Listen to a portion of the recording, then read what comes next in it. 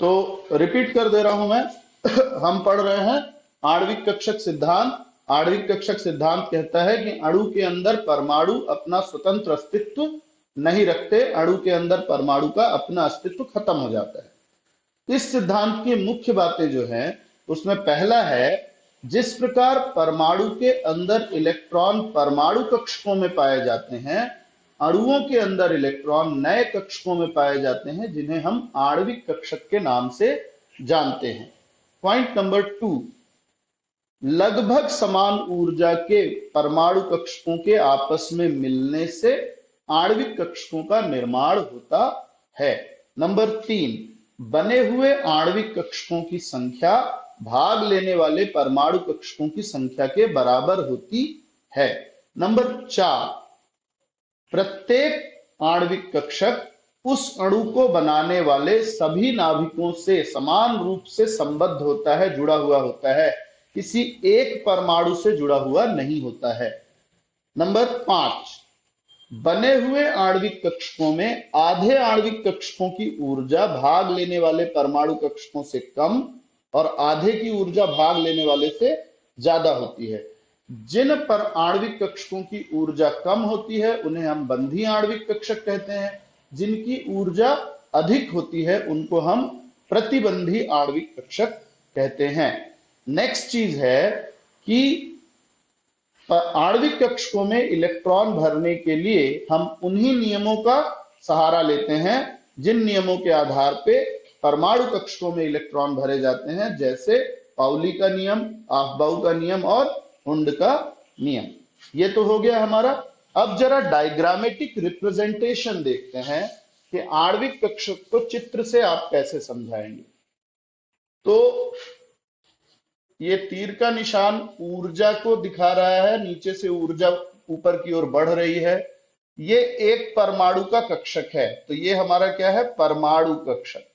ये दूसरे परमाणु का कक्षक है, तो ए का परमाणु कक्षक और ये बी का परमाणु कक्षक, जो दूसरा परमाणु होगा, ठीक है ना। ये दोनों मिलते हैं तो दो कक्षक बनेंगे, दो में से आधा यानी एक की ऊर्जा कम होगी,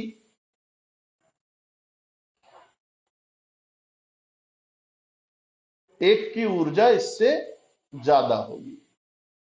तो जिसकी ऊर्जा कम है वो है बंधी या आबंधी आणविक कक्षक।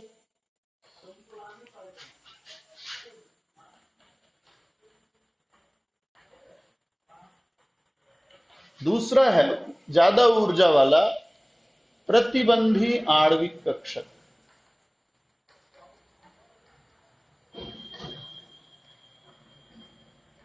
तो ये हमारा आणविक कक्षक सिद्धांत हो गया।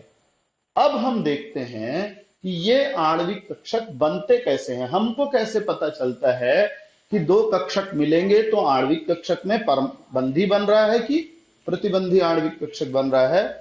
इसको समझाने के लिए एक सिद्धांत दिया गया जिसको हम कहते हैं LCAO, या इंग्लिश में है linear combination of atomic orbitals.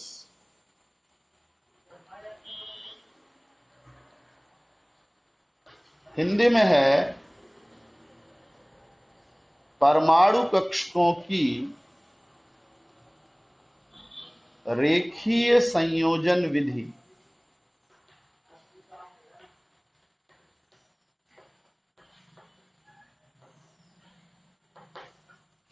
बारहवीं में थोड़ा सा पढ़ा होगा, 11वीं या 12वीं में। एक्चुअल में इसके पहले चैप्टर में एक टॉपिक हम छोड़ आए हैं, वो बाद में कवर कराऊंगा। किसी भी परमाणु या आणविक कक्षक को हम साई, एक चिन्ह है त्रिशूल के जैसा जिसको हम क्या पढ़ते हैं, साई, इसको तरंग फलन कहते हैं, उससे प्रदर्शित किया जाता है। आपने डी ब्रॉगली तरंग पढ़ी है ना। तो इलेक्ट्रॉन को तो हम नहीं देख सकते लेकिन उसकी तरंग का पता लगा सकते हैं। वही तरंग जो है, उस तरंग के आयाम को हम किससे दर्शाते हैं, तरंग फलन या साई से दर्शाते हैं। तो किसी भी परमाणु कक्षक या आणविक कक्षक को हम तरंग फलन साई से प्रदर्शित करते हैं। Point number 1। आणविक कक्षक के तरंग फलन की गणना श्रोडिंगर समीकरण, ये पढ़ना है आपको, श्रोडिंगर समीकरण से करना बहुत कठिन है। इसके लिए एक सरल विधि दी गई, उस सरल विधि का नाम है LCAO विधि। अब ये विधि क्या है समझते हैं। इस विधि को समझने के लिए हम H2 अणु का बनना समझेंगे। मान लो H2 अणु को बनने में दो परमाणु Ha व Hb भाग ले रहे हैं, जिनके तरंग फलन क्रमशः साई A व साई B है। यानी A का तरंग फलन साई A है, B का तरंग फलन साई B है। अब जब ये तरंग फलन आपस में किसी तरह के जुड़ाव घटाव करेंगे, क्रिया करेंगे, तो आणविक कक्षक बनेगा। तो आणविक कक्षक यानी MO का निर्माण साई A और साई B की परस्पर क्रिया से होता है। कैसी परस्पर क्रिया? तरंगें आपस में दो तरह से क्रिया कर सकती हैं, या तो जुड़ जाएंगी या तो एक दूसरे को नष्ट कर देंगी। ठीक है ना। तो प्लस और माइनस दो तरह की क्रिया को दर्शाया गया। अब अगर प्लस क्रिया होती है तो बंधी आणविक कक्षक बनेगा। Sai A plus psi B दोनों तरंगे आपस में जुड़ जाए तो क्या होगा? बंधी आणविक कक्षक बनेगा। जबकि अगर दोनों तरंगे एक दूसरे को नष्ट कर दें तो प्रतिबंधी आणविक कक्षक का निर्माण होता है। ठीक है। अब इसको हम थोड़ा चित्र से भी समझ सकते हैं। मान लो एक तरंग को हम एक ऊपर और एक नीचे वेव के रूप में समझते हैं। ये हमारा साई A है, ऊपर वाले को प्लस, नीचे वाले को माइनस। थोड़ा अलग से ही दिखाता हूं मैं आप लोगों को।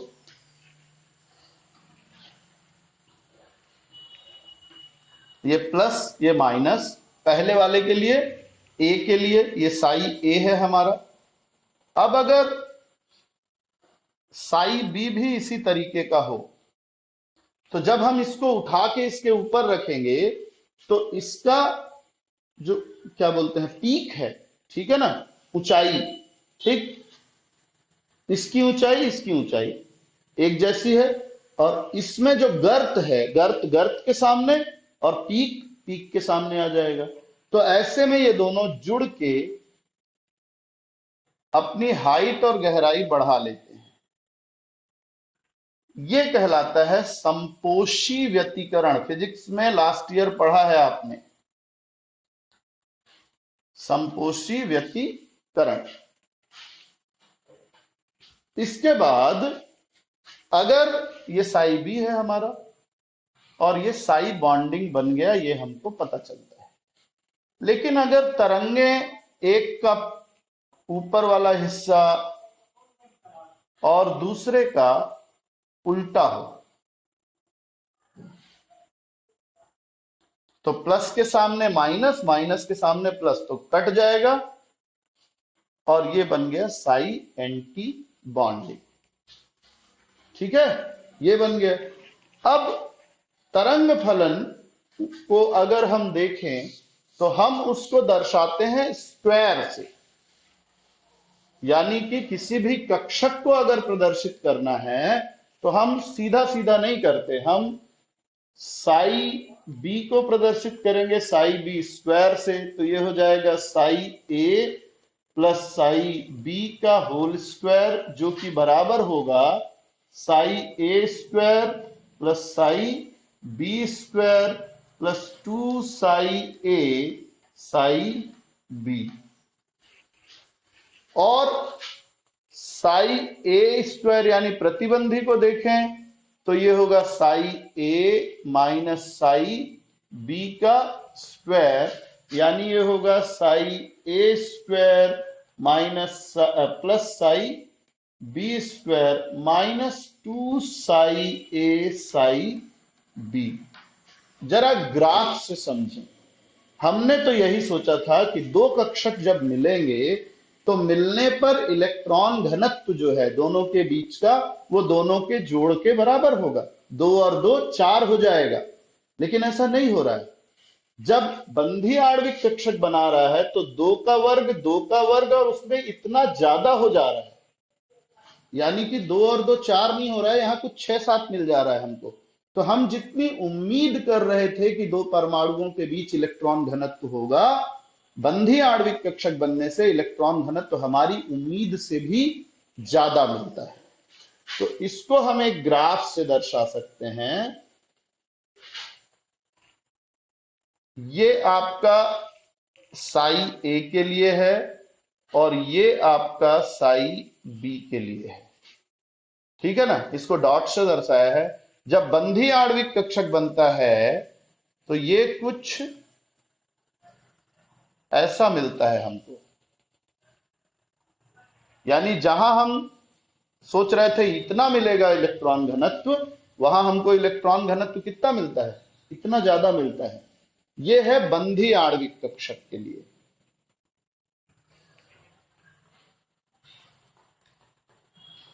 यानी बंधी आणविक कक्षक में इलेक्ट्रॉन घनत्व का मान हमारी एक्सपेक्टेशन से ज्यादा होता है। अब आ जाओ प्रतिबंधी के लिए। तो हमने सोचा था कि जब 2 परमाणु कक्षक मिलेंगे तो बीच में इलेक्ट्रॉन घनत्व कितना होगा, इतना होगा। लेकिन प्रतिबंधी में यह मामला थोड़ा उल्टा हो जाता है।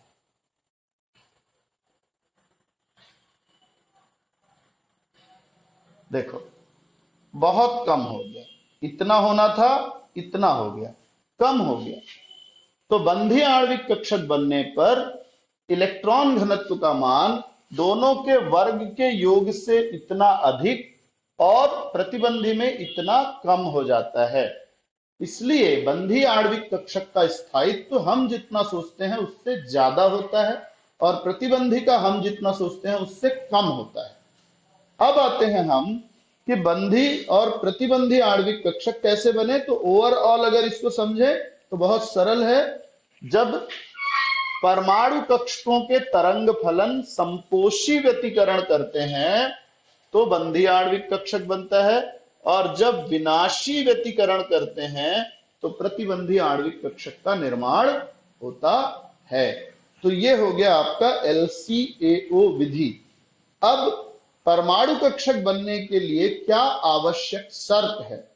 शर्त नंबर 1, अतिव्यापन जितना अधिक होगा बंध उतना मजबूत बनता है।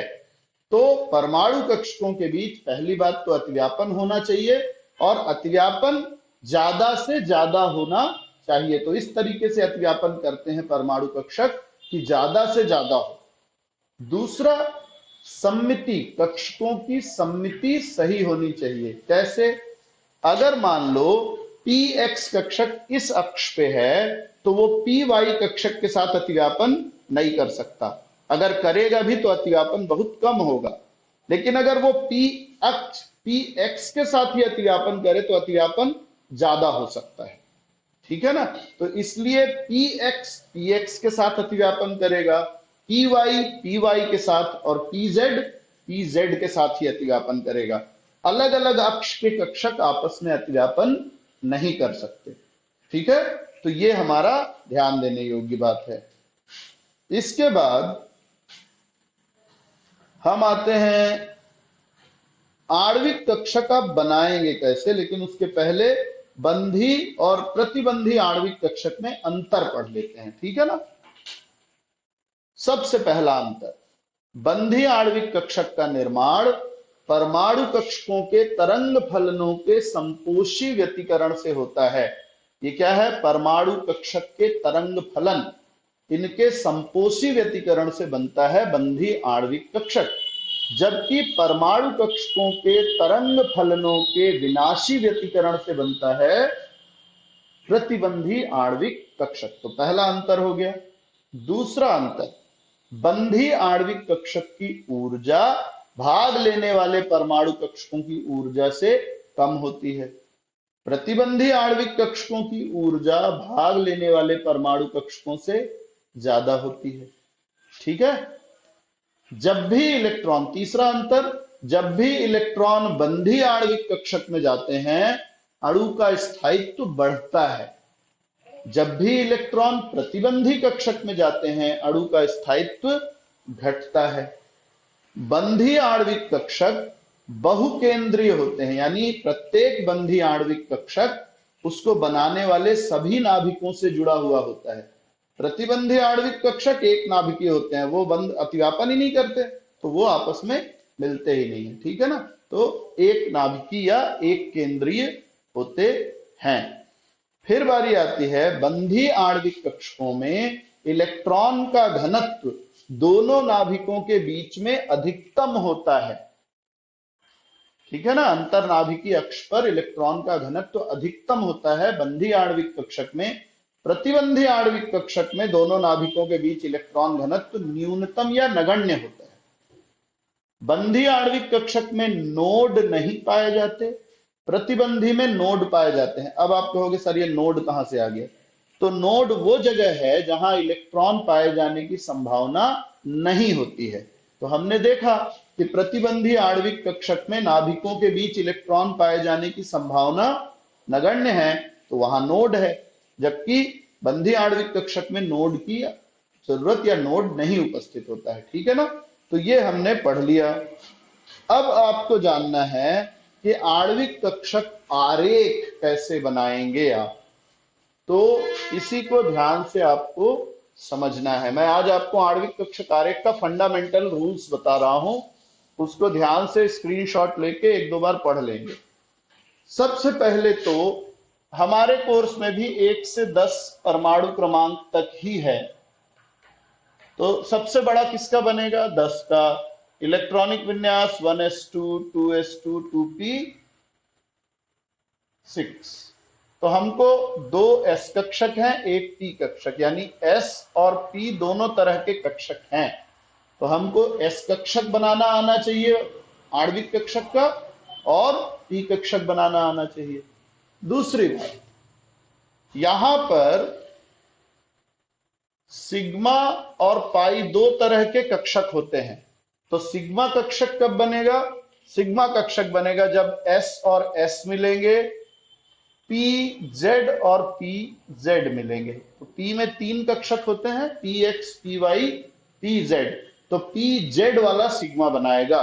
बाकी बच गए px px, ये पाई बनाएगा, और py py भी क्या बनाएगा? पाई बनाएगा, ठीक है।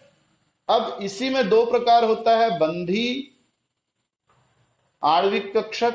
तो बंधी आणविक कक्षक को हम सिंपल सिग्मा और पाई से दर्शाएंगे। प्रतिबंधी अगर रहेगा तो इसकी ऊर्जा ज्यादा है, इसलिए इसमें स्टार लगा देंगे। तो प्रतिबंधी को दर्शाने के लिए आणविक कक्षकों के ऊपर स्टार का चिन्ह लगाया जाता है। अब आते हैं तीसरा, एस कक्षक कैसे बनेगा। आप सबको पता है कि एस उपकोष में सिर्फ एक कक्षक होता है। तो मान लो हम 1s या 2s बना रहे हैं, 1s या 2s, सब ऐसे ही बनेगा। एक एक, इसके बाद एक ऊपर और एक नीचे। तो आप नोटिस करें कि ये हमारा परमाणु कक्षक है, किनारे किनारे वाला, और जब ये मिलते हैं तो बीच में क्या बनता है? आणविक कक्षक। अब अगर ये 1s का है तो हम लिखेंगे सिग्मा 1s, और इसका नाम लिखेंगे सिग्मा स्टार 1s। अगर 2s है तो चित्र ऐसा ही बनेगा, लेकिन यहां सिग्मा 2s और यहां सिग्मा स्टार 2s लिखेंगे। आते हैं p कक्षक बनाने पे।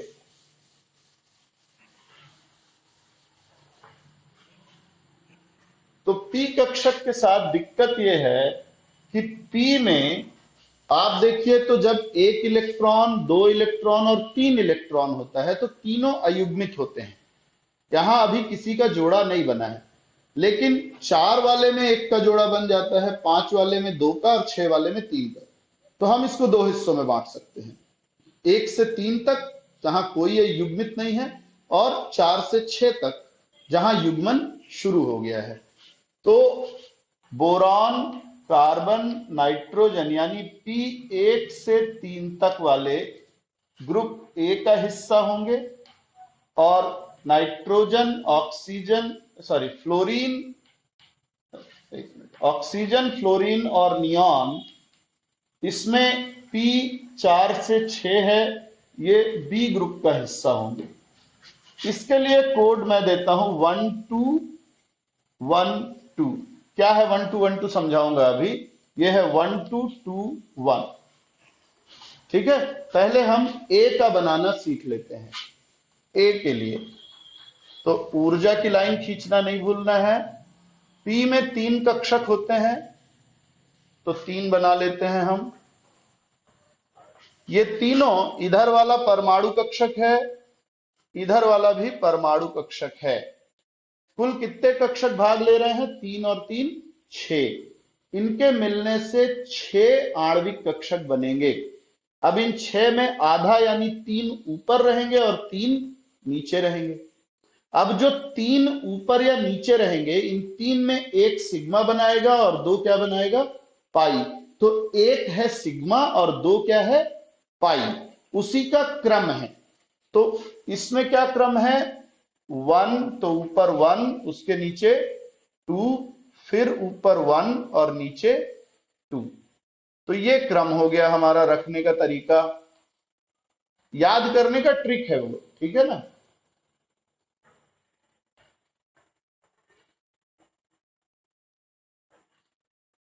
तो ये दो, जो भी जहां भी 2 है वो पाई है। और पाई कौन कौन बनाता है? px py। तो पाई 2px, पाई 2py, सिग्मा 2pz।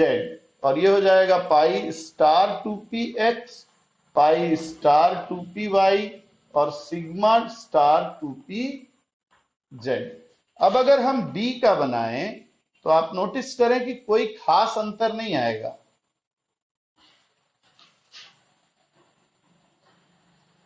B का कोड है 1 2 और उसके बाद 2 1।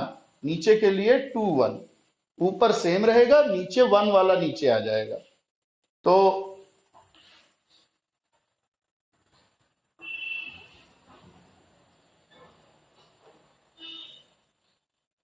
ये हो गया सिग्मा 2pz, पाई 2px, पाई 2py, pi star 2px, pi star 2py और सिग्मा स्टार 2pz।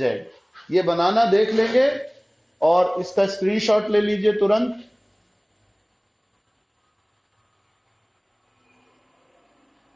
ठीक है, इसके बाद हमको अगला टॉपिक जो इसी के अंतर्गत है वो है बंधन क्रम या आबंध की कोटि। आबंध कोटि इंग्लिश में कहते हैं बॉन्ड ऑर्डर।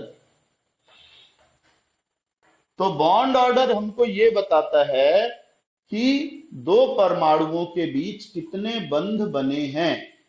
अब ये कैसे पता चलता है? तो ये पता चलता है बंधी इलेक्ट्रॉनों की संख्या में से प्रतिबंधी इलेक्ट्रॉनों की संख्या को घटा देते हैं और उसका बटा 2 कर देते हैं। तो किसी अणु में उपस्थित बंधी इलेक्ट्रॉनों और प्रतिबंधी इलेक्ट्रॉनों की संख्या के अंतर का आधा बंधन क्रम कहलाता है।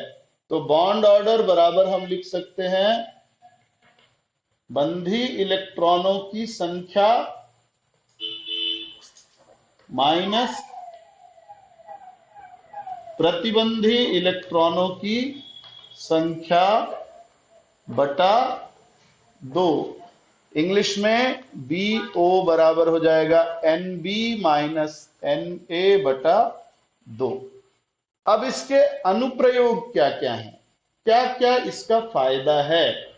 अनुप्रयोग, पहला अनुप्रयोग है कि बंधन क्रम की सहायता से हम ये बता सकते हैं कि कोई अणु बनेगा या नहीं बनेगा, या प्रकृति में इसका अस्तित्व है या नहीं है। कैसे पता लगेगा? अगर बंधन क्रम का मान 0 से ज्यादा है, धन में कुछ भी मान है, 1/2 है, 1 है, 1.5 है, 2 है, 2.5 है, 3 है, कुछ भी मान हो, 0 नहीं होना चाहिए और माइनस में नहीं होना चाहिए। अगर धनात्मक मान है तो उस अणु का अस्तित्व प्रकृति में होता है। अगर बंधन क्रम का मान 0 है या बाई चांस कभी गलती से ऋण में मिल जाए, वैसे मिलेगा नहीं आपको, तो ये मान के चलिए कि उस अणु का प्रकृति में कोई अस्तित्व नहीं है। इसके बाद दूसरा पॉइंट क्या है, बंधन क्रम जितना ज्यादा होगा, दो परमाणुओं के बीच बंधन क्रम जितना ज्यादा होगा उनमें स्थायित्व उतना ज्यादा होगा, ठीक है ना, तो बंधन ऊर्जा का मान उतना अधिक होगा। तीसरा पॉइंट, बंधन क्रम जितना ज्यादा होगा परमाणु उतनी मजबूती से, उतने नजदीक से आपस में जुड़े होंगे, तो बंध की लंबाई उतनी कम हो जाएगी।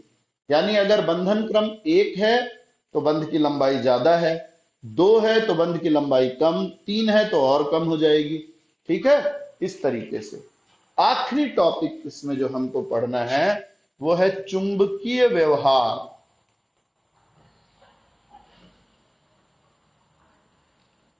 किसी भी अणु का चुंबक के प्रति व्यवहार दो प्रकार का होता है, या तो वो चुंबक की ओर आकर्षित होगा या प्रतिकर्षित होगा। अगर आकर्षित हो रहा है तो हम कहेंगे कि ये अनुचुंबकीय है। और अनुचुंबकीय क्यों होगा, जब अयुग्मित इलेक्ट्रॉन पाए जाएंगे, यानी किसी अणु के आणविक कक्षक में अगर एक भी अयुग्मित इलेक्ट्रॉन है, बिना जोड़ी का इलेक्ट्रॉन, अकेला इलेक्ट्रॉन है, तो वो चुंबक की ओर आकर्षित होगा, वो अनुचुंबकीय कहलाएगा। जबकि अगर कोई परमाणु जो है वो चुंबक से प्रतिकर्षित हो रहा है, दूर जा रहा है, आकर्षित नहीं हो रहा है, तो वो कहलाएगा प्रतिचुंबकीय। और प्रतिचुंबकीय में कोई भी अयुग्मित इलेक्ट्रॉन नहीं होता है, सबके सब युग्मित होते हैं, कोई अकेला इलेक्ट्रॉन नहीं होगा, ठीक है। तो आज यहां तक हमने पढ़ा।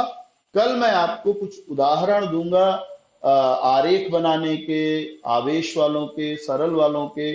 तो इस नियम को अच्छी तरह पढ़िए, और जो मैंने अभी बताया आपको कि